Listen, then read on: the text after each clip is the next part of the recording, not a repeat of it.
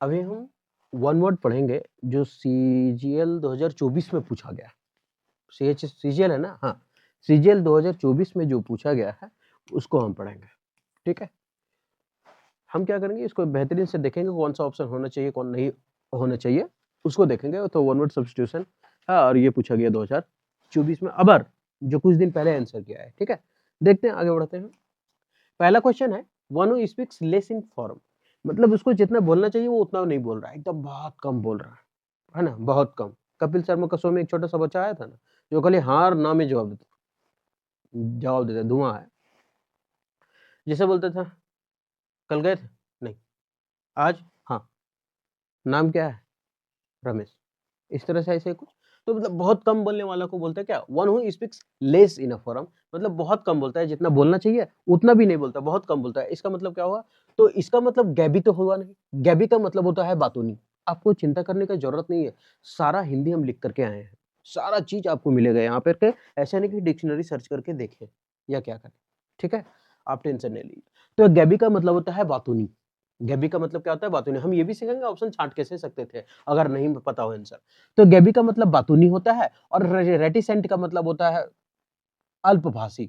जो इसका आंसर है लोक्वेसिस का मतलब होता है बातूनी। तो ये तो दोनों ऑप्शन कट गया, क्योंकि अगर उसका मीनिंग होता है बातूनी तो मतलब वो कह रहा है कि जो कम बोलता है, लेकिन अगर हमको नहीं पता है हिंदी और इसका पता है, तो इसका मतलब ये दोनों में से कोई नहीं होगा, क्योंकि आंसर तो दो होता नहीं है।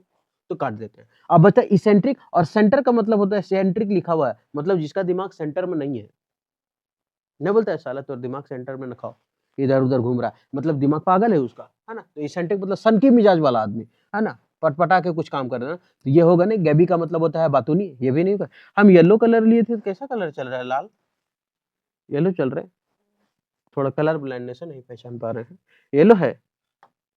चलिए, तो रेटिसेंट का मतलब कम बोलने वाला, लेस इन्फोरम, जितना बोलना उतना भी नहीं बोलता, उसको बोलते हैं रेटिसेंट, कम बोलने वाला। और जहां जहां लोकुआ वर्ड आया तो इसका मतलब समझ जाना है वो बोलने से रिलेटेड है। हम ट्रिक से सारा वर्ड याद कराए हैं और वही पूछा गया है। हम जितना वर्ड कराए अगर आप देख लेंगे तो एक भी वर्ड छूटा नहीं होगा, है ना।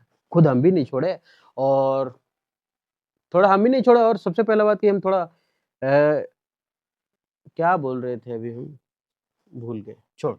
तो रेटिसेंट, इसका ट्रिक भी बताया था याद करने के लिए, कि रहती है सेंट लगा के बोलती बहुत कम है। रेटिसेंट, रहती है सेंट लगा के बोलती बहुत कम है। आप पीछे वीडियो में देख सकते हैं, रेटिसेंट, रहती है सेंट लगा के बोलती बहुत कम है, मतलब अल्पभाषी, बहुत कम बोलने वाला। तो इसका आंसर हो जाएगा C number. A person who is unsure about God's existence, मतलब वो निश्चित है ही नहीं भगवान है नहीं है, इससे कोई मतलब उसको नहीं, मतलब मानता ही नहीं है। तो क्या इसका होगा, सबसे पहले आस्तिक। यह आस्तिक का मतलब होता है भगवान को मानने वाला। यह होता है, यह है थिस्ट, भगवान को मानने वाला। अगर ए लगा दिए तो एथिस्ट, भगवान को ना मानने वाला। लेकिन यहां बोला वन इज अनश्योर कि गॉड, यहां ये नहीं बोल रहा है कि भगवान को मानना है कि नहीं मानना है, ये बोल रहा है कि भगवान है कि नहीं है, मानने से रिलेटेड नहीं है। वो बोल रहा है कि भगवान है कि नहीं। एक होता है मानना और ना मानना, वो अलग है। एक होता है भगवान है कि नहीं, हाँ है, चलो जय माता दी, अरे नहीं है, ओ ठीक है। एक होता है मानना, नहीं हम भगवान मानते हैं। एक होता है ना मानना, नहीं हम भगवान नहीं मानते। ये चीज होता है। तो ये है एथिस्ट और नास्तिक। अगर जैसे भगत सिंह लिखा ना, मैं नास्तिक क्यों हूं, भगत सिंह लिखा है मैं नास्तिक क्यों हूं, एथिस्ट। मैं नास्तिक क्यों हूं, मतलब हम भगवान को क्यों नहीं मानते, हम नास्तिक क्यों हैं। वो नास्तिक, वो भगवान को मानना है, वो उसको उल्टा आस्तिक है। तो इसका मतलब, और इग्नोरेंट मतलब अनजान होता है, तो आंसर हो जाएगा आपका ए नंबर। एग्नोस्टिक का मतलब होता है अनिश्वरवाद, मतलब उसको पता ही नहीं है भगवान का अस्तित्व है कि नहीं, ऐसा। तो उसको क्या बोलते हैं हम लोग, अनिश्वरवाद, agnostic. An important person who represent his her country in a foreign, मतलब एक महत्वपूर्ण व्यक्ति जो रिप्रेजेंट करता है अपना देश को दूसरे फॉरेन में, मतलब कि विदेश में, उसको क्या बोलते हैं। अभी कौन है, विजय शंकर, जिसको हम लोग राजदूत बोलते हैं, विदेश मंत्री, ऐसा है ना। विजय शंकर नाम है, कुछ और है। तो वो होता है एम्बेसडर, राजदूत, मतलब जो एक अपना देश का दूसरा देश में बातचीत करता हो, है ना, कि क्या होना चाहिए क्या नहीं। इस देश से चाइना से बात किया, अमेरिका से बात किया, उस आदमी को बोलते हैं एम्बेसडर, राजदूत, जो इधर उधर का काम करता हो, है ना। ये मिस्टेक से लिखल है, शौकीन नहीं होता है। कंट्री तो जानते होंगे आपका, है ना, देश सौराष्ट्र। अल्ट्रुइस्ट का मतलब होता है परोपकार, जो दूसरे को मदद करता है। तो इसका आंसर हो गया आपका बी नंबर, ठीक है। और अल्ट्रुइस्ट का मतलब होता है परोपकारी, जो दूसरों को मदद करता है ना। तो ऐसे इसको भी ट्रिक से याद किए थे हम, सारा ट्रिक से याद किए कि ऑल टूरिस्ट, जितना लोग टूरिस्ट होते हैं घूमने वाले, सब का सब परोपकारी होते हैं, दूसरे का मदद करते हैं। एनोनिमस का मतलब होता है गुमनाम, बेनाम, जिसका नाम ही नहीं है। क्या है? नाम ही नहीं है, अननोन है वो। अननोन है मतलब जानते ही नहीं। तो एनोनिमस का मतलब होता है बेनाम या गुमनाम। आगे बढ़े। द स्टडी ऑफ कॉइन, सिक्के को जो पढ़ते हैं उसको क्या बोलते हैं? जो सिक्कों के बारे में पढ़ता है तो सबसे पहले कोरियोग्राफर नृत्य सिखाता है, ये गलत हो गया। इंफॉर्मेटिक्स मतलब सूचना शास्त्र, ये तो होगा नहीं, इंफॉर्मेशन से बना। कार्टोग्राफी मानचित्रकार, जो बनाता है मानचित्र। और नुमिस्मेटिक का मतलब होता है सिक्का संग्रह करने वाला। नुमिस्मेटिक मतलब क्या होता है? सिक्का को संग्रह करने वाला। आगे बढ़े। A person who is inclined, inclined मतलब इच्छा होता है इसका मतलब, है ना, to see the worst aspect of thing, मतलब एक ऐसा आदमी जो हमेशा अपने बुरे चीजों को सोचता हो। ऐसे होगा नहीं मेरे साथ, अभी ऐसा ही हो गया है ज्यादातर, मेरा नहीं लगेगा नूर, सबका हो जाएगा, मेरा किस्मत बहुत खराब है, मेरा नहीं होगा। ये क्या है? आशावादी नहीं है, ये निराशावादी है। और निराशावादी है इसका मतलब पेसिमिस्ट है। एक होता है ऑप्टिमिस्ट। तो याद कैसे रखेंगे? ऑप्टिमिस्ट और पेसिमिस्ट में यही अंतर है कि ऑप्टिमिस्ट, ऑप्टिमिस्ट आशावादी, बाकी जो छूट गया पेसिमिस्ट निराशावादी। अल्ट्रुइस्ट उसमें भी था, इसमें भी आया परोपकारी, इसका आंसर पेसिमिस्ट है ना। हाँ, फिलैंथ्रोपिस्ट, फिलन का मतलब होता है प्रेम करना, है ना। और थ्रोप का मतलब होता है मानव।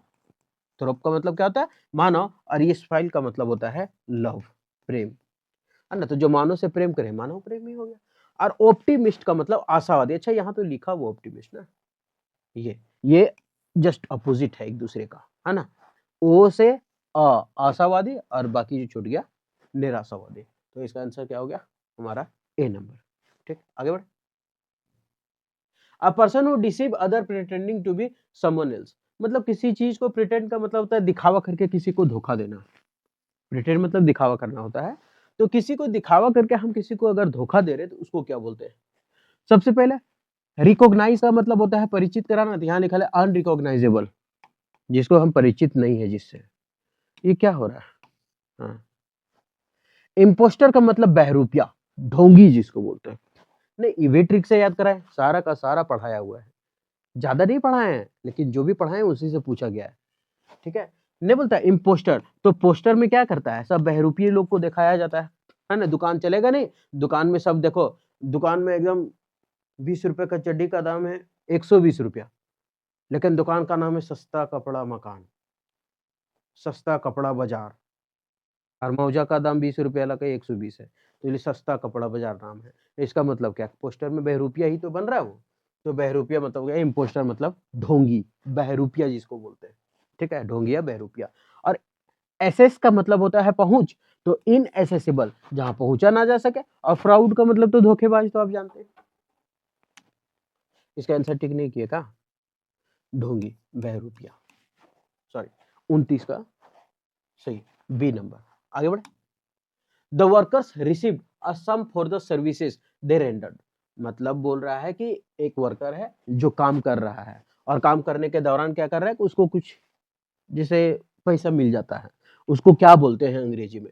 तो वर्कर्स रिसीव्ड, जो पैसा प्राप्त किया, सम कुछ money, for the services they rendered, जो वो काम किया है ना उसको कुछ उसको पैसा मिला है, उसको क्या बोलते हैं? तो उसको पारिश्रमिक बोलते हैं, मेहनती जो बोलता है। रेजुवेनेशन का मतलब होता है, रेजुवेनेशन का मतलब होता है ऊर्जावान या फिर कायाकल्प, है ना, ऊर्जावान या कायाकल्प, ठीक है। तो उसको बोलते हैं रेजुवेनेशन, कायाकल्प।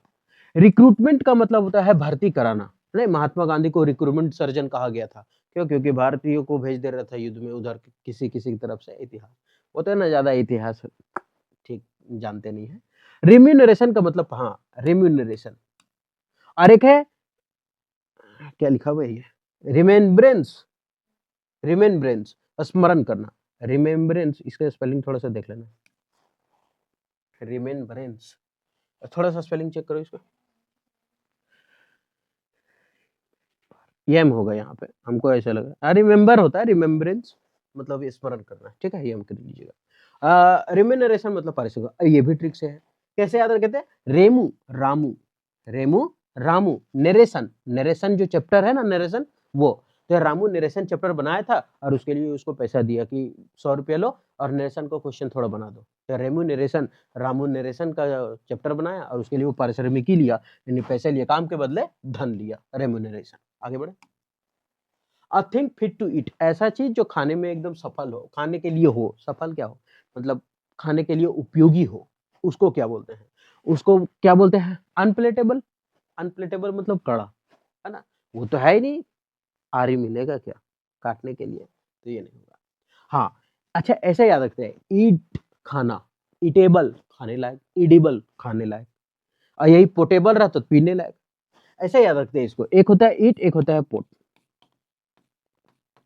एक होता है ईट मतलब क्या होता है? खाना। ट्रिक से याद रखते हैं, ईट से खाना तो इडिबल खाने लायक, पी से पीना तो पोर्टेबल पीने लायक। याद हो गया ना? आगे बढ़े। मतलब इसका अभी आंसर बताना बाकी है। तो अनप्लेटेबल का मतलब कड़ा रहे हैं, बोला खाने के लिए जो उपयोगी हो वो क्या हो गया? इडिबल हो गया। अनईटेबल जिसको खाने लायक नहीं हो भाई, ईटेबल है तो खाने लायक है, अनईटेबल खाने लायक ही नहीं है, तो ये तो गलत हो गया। और ये इसका स्पेलिंग गलत है, टॉक्सिक होता है, ठीक है?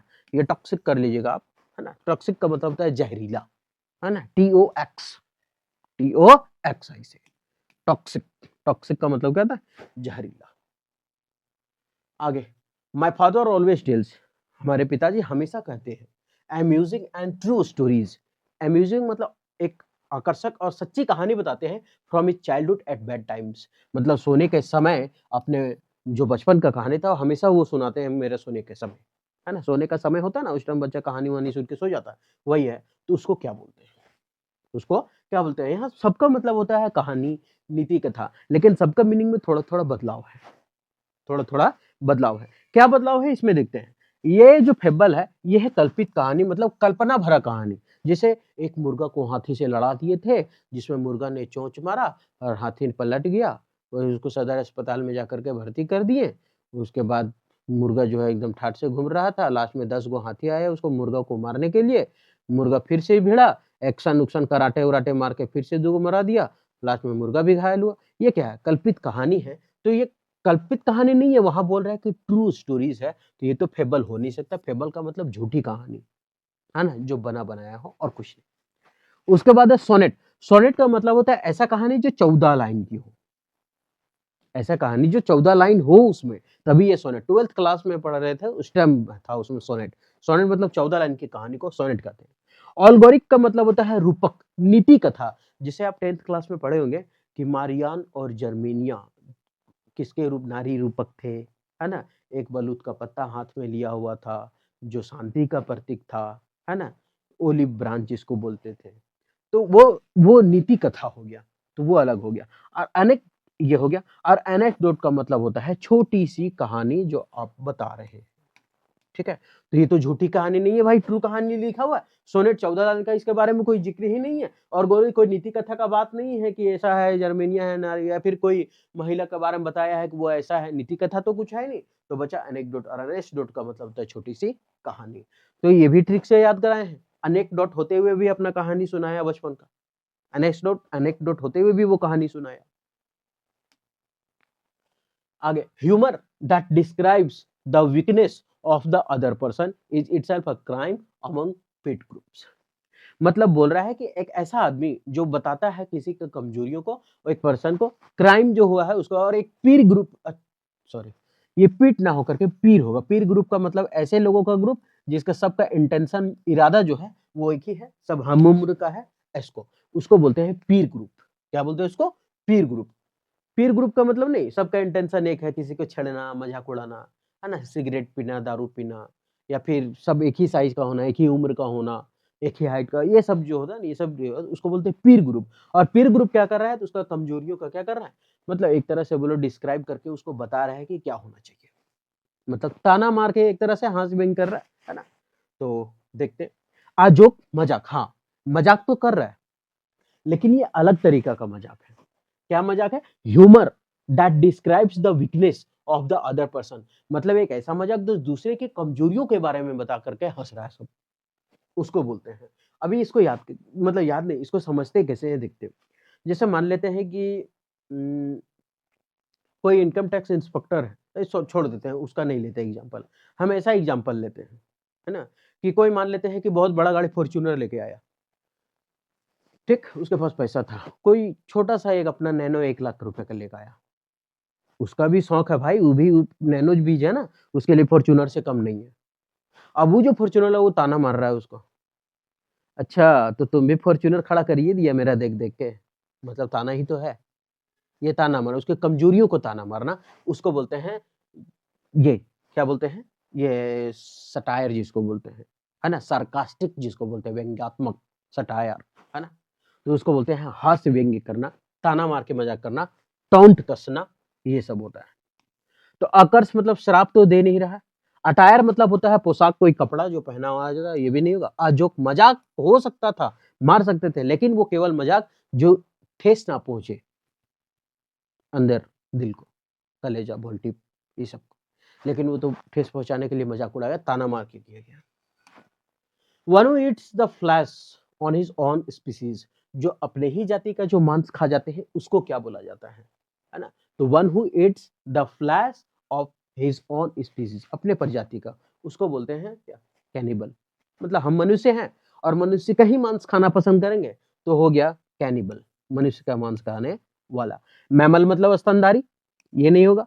वेगन का मतलब शाकाहारी, ये नहीं होगा। वेजिटेरियन होता है ना उस तरह से, नॉन वेजिटेरियन मांसाहारी। हाँ, मांसाहारी मत मानिए, क्योंकि यहाँ बोला है कि वैसा जो अपना ही स्पीसीज को खाता, आदमी आदमी को ही खाएगा, तो उसको बोलते हैं कैनिबल, मनुष्य का मांस खाने वाला। अ person who is kept captive for fulfilment of demands of money और कंडीशंस, इसका मतलब क्या होता है, अभी देखते हैं।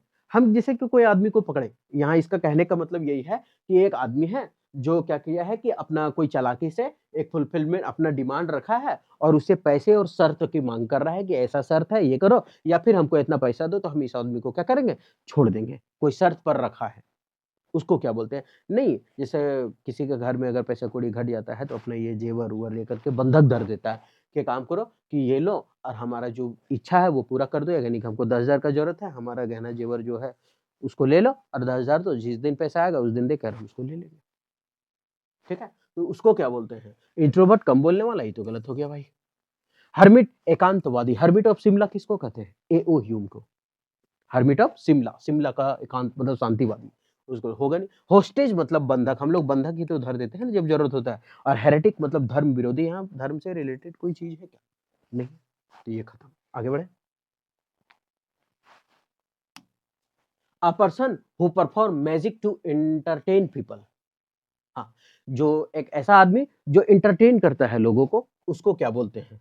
पामिस्ट, हाथ देखने वाला, वो तो फिर भविष्य देखने वाला हो गया ना, ये तो गलत हो गया। अल्केमिस्ट, रसायन, खाना उना बनाने, रसायन बनाने वाला, नहीं। CHEM केमिस्ट्री में क्या होता है, रसायन ही तो होता है। मैजिशियन, जादूगर, मैजिशियन जादूगर तो है जो लोगों को एंटरटेन कर रहा है ना, तो कभी कबूतर बना दे रहा है टोपी से, तो कभी क्या, एंजल मतलब देवदूत, ये तो होगा नहीं, तो हमारा आंसर हो गया C. Undue favour to one's own relative during the hiring process, hiring process के बाद एक अनडू फेवर होता है ना, जो उसकी के पीछे एकदम लगा रहेगा, है ना, उसको क्या बोलते हैं। जैसे नहीं, अरे एक काम करो, अ, हम राजा है ना, मेरा बेटा को बना दो मेरे के बाद का उत्तराधिकारी, और जो मेरा चचक लड़का है उसको बना दो प्रधानमंत्री, और जो वो है बड़का चचक बेटा उसको बना दो युद्ध का सेनापति। ये क्या चल रहा है, राहुल गांधी, सोनिया गांधी, इंदिरा गांधी, भाग गांधी, तो क्या है? ये सब भाई भतीजावाद खाली चल रहा है और कुछ नहीं। तो नेपोटिज्म जिसको बोलते हैं, क्या बोलते हैं इसको, नेपोटिज्म, भाई भतीजावाद। रेसिस मतलब जातिवाद, जातिवाद नहीं है, जातिवाद नहीं है। जातिवाद कब होता है, जैसे मान लेते हैं कोई राजपूत कास्ट का है, या फिर कोई पंडित है, फिर कोई भी है ना, गुप्ता है, कोई भी कास्ट हो ना, कोई भी, अब वो कोई भी कास्ट में वो खड़ा हुआ है, मतलब लड़ाई हुआ, हाँ हमारे जात का किसे मार दिया वो, मेरा जात के बारे में कैसे बोल दिया वो, उस तरह से पक्ष लेकर के जातिवाद। जैसे हम इतना बड़ा पोस्ट में है, तो काम करो, कोई हमारा जात का है उसी को बना देंगे, आदमी में क्वालिटी है कि नहीं उससे कोई मतलब नहीं, जात हमारा है, वो जातिवाद है। यहाँ जातिवाद का बात नहीं किया, बोला है ओन रिलेटिव, ओन रिलेटिव का मतलब अपने रिलेटिव को ही बनाएगा, मुसक बेटा, मुसक बेटी, है ना, चाचा। कम्युनिज्म का मतलब होता है साम्यवाद, ये गलत हो गया। और लिबरलिज्म मतलब उदारवाद, दानशीलतावाद, जो बहुत ज्यादा दान उन करता है उसके बारे में। The statistical study of human population, human population के बारे में जो हम लोग अध्ययन करते हैं उसको क्या बोलते हैं? लिखा हुआ तो जनन डेमोग्राफी है ना, जनसंख्या। अब इसको भी हम कैसे ट्रिक से याद रखें? जैसे कि नहीं बोलता है कि ऑफलाइन क्लास में आज तक चलता है डेमो क्लास, है ना, डेमो क्लास दिया जाएगा 7 दिन के लिए, भीड़ खूब लग जाएगा। भीड़ मतलब क्या चीज? जनसंख्या ज्यादा आ जाएगा, तो डेमो मतलब भीड़, तो डेमोग्राफी मतलब भीड़ का अध्ययन, जनसांख्यिकी बोलते हैं। फोटोग्राफी हुई तो फोटोग्राफी वाला हो गया, दूरबीन वूरबीन।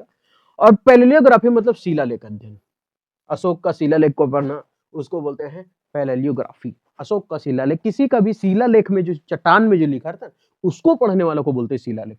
और एस्ट्रोनॉमी का मतलब होता है खगोल, एस्ट्रोमोनी लिखा है, नोमी होगा, astronomy. One who tends to look at the dark side of thing, मतलब जो हमेशा अपने आप को अंधेरे के साइड में ले जा करके देखता हो, ये तो रिपीट हो गया। मतलब हमेशा दो चीजों, मतलब क्या बोला है, डार्क साइड का मतलब अपोजिट देखता हो अपना, कभी भी बढ़िया चीज नहीं देखता हो, है ना, अपोजिट मीनिंग देता है, यार नहीं होगा मेरा नौकरी, बहुत कम आ रहा, पता नहीं पिटी होगा नहीं, है ना, ऐसा करके, तो उसको बोलते हैं डार्क साइड। तो क्या आ गया? तो पेसिमिस्ट तो बताए थे, है ना। डायनामिस्ट का मतलब ना, इसको हम इसलिए नहीं लिखे क्योंकि बहुत लंबा दे रहा था। ऐसा मतलब एक ऐसा व्यक्ति, एक ऐसा दार्शनिक जो कुछ अच्छा करता हो, है ना, और उसी से रिलेटेड कोई काम करता हो, उसको बोलते हैं डायनामिस्ट, दार्शनिक लोगों को। तो ये हो गया। आगे पोलेमिस्ट का मतलब है विवाद, पोलेमिस्ट का मतलब विवाद जो होगा नहीं, क्योंकि यहाँ बोला है जो अपने उल्टा साइड देखता हो, मेरा नौकरी नहीं लगेगा, ये होगा वो होगा, उसको निराशावादी बोलते हैं। ऑप्टिमिस्ट आशावादी, ऑप्टिमिस्ट आशावादी, बचा निराशावादी। आगे बढ़े। लैक ऑफ इंटरेस्ट, इंथुसियाज्म और कंसर्न, जिसका लैक ऑफ इंटरेस्ट है, लैक ऑफ इंटरेस्ट का मतलब मौज मस्ती भरा जीवन है ही नहीं, छोड़ना जो इंटरेस्ट नहीं लगता, उत्साह नहीं है उसमें, इंतजाम मतलब उत्साह, कंसर्न या फिर कोई चिंता है ही नहीं उसको, उसको क्या बोलते हैं? अच्छा, ये मेरा सेट का है, हम गलत करके आए, गलत करके आए क्यों है मालूम है? ये हड़बड़ी में जो पढ़ना होता है ना, उसके चक्कर में, जैसे पैथी आगे देखबे नहीं किए, एंटीपैथी मार दिए इसको आंसर, जो कि गलत है। एंटीपैथी मतलब विरोधी होता है, और हम ऐसा लगा एपैथी मतलब दिमाग से ना फट से पहले ही ऑप्शन पढ़ा, एपैथी उदासीनता, मारो फट से, और ऐसा करके वो गलत हो गया। तो एंटीपैथी विरोधी बाद में, और हम इसको सही गिन रहे हैं यार, इंग्लिश में तो उतना सही है, बाद में पता चला रे साला हम एंटीपैथी मार के आए हैं, और नीचे देखे साला ऑप्शन तो नीचे एपैथी दिया हुआ, मतलब पहली को आंसर समझ लिए हम। तो आंसर होगा इसका एपैथी। एंटी का मतलब दुश्मन होता है ना, बोलते हैं उसके मतलब एंटी चल रहा है ना। आप देखिएगा, थर्ड टफेस्ट शिफ्ट बता रहे हैं मेरे, है ना, मैथ्स का भी और इंग्लिश का भी। जो होगा देखा जाएगा, पीटी तो हो ही जाएगा, हो ही नहीं जाएगा, कंफर्म हो जाएगा। आगे बढ़े। तो हो गया एम्पैथी, सहानुभूति देना, सहानुभूति से रिलेटेड है ना। और सिंपैथी मतलब होता है सहानुभूति। अच्छा, एम्पैथी और सिंपैथी में दोनों में थोड़ा सा फर्क है ना, याद रखिए। तो एम्पैथी और सिंपैथी दोनों सहानुभूति है, दोनों का आंसर होगा नहीं, तो ये गलत हो गया।